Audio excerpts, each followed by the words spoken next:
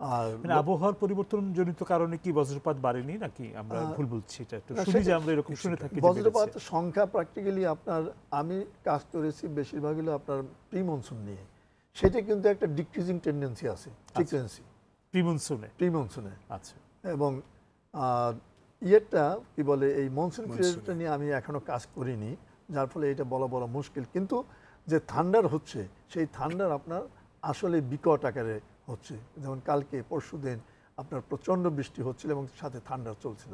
এই থান্ডারের মধ্যে আমাদের বের হওয়াটা বন্ধ করতে হবে, নয়তো আমাদের মৃত্যুর সংখ্যা বেড়ে যাবে। কারণ মে মাসেও 80 জনের মতো 80 জন মারা গেছে এই মে মাসে।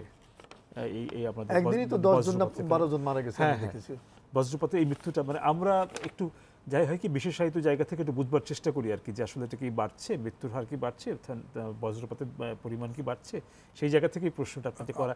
এই বিষয়ে যদি আপনার একটু সাপ্লিমেন্ট করি আর কি, যে না আসলে কিন্তু বজ্রপাতের পরিমাণটা বাড়ছে। কেন বাড়ছে?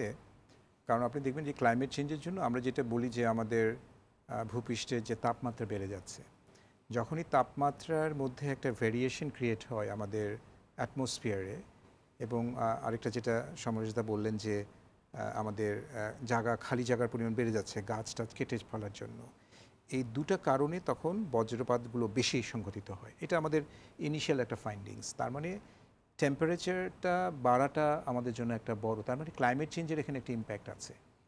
এবং আমরা ডিপার্টমেন্ট অফ ডিজাস্টার ম্যানেজমেন্টের জন্য আমরা একটা কাজ করেছিলাম যে এই বজ্রপাত বাড়াটা কোন জায়গায় সবচেয়ে বেশি। আমরা দেখেছি যে তুলনামূলকভাবে হাওড় অঞ্চলে একটু বেশি এটা হচ্ছে।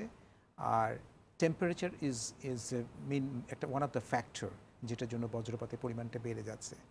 এবং এটারও কিন্তু অনেক করণীয় আছে, এবং ডিজাস্টার মিনিস্ট্রি কিন্তু তারা মানে দীর্ঘমেয়াদী তাল গাছের ব্যাপারটা তারা দেখেছে, বা এই বিভিন্ন ধরনের অ্যাবজর্ভার আছে যে আপনার এই বজ্রপাতকে সে অ্যাবজর্ব করে মাটিতে নিয়ে যেতে পারে, দণ্ড যেটাকে বলা হয়, বা এটার এখন অনেক আধুনিকায়ন এটা হয়েছে। তো সেরকম নিয়ে তারা একটা প্রজেক্ট করেছে আমি যতদূর জানি।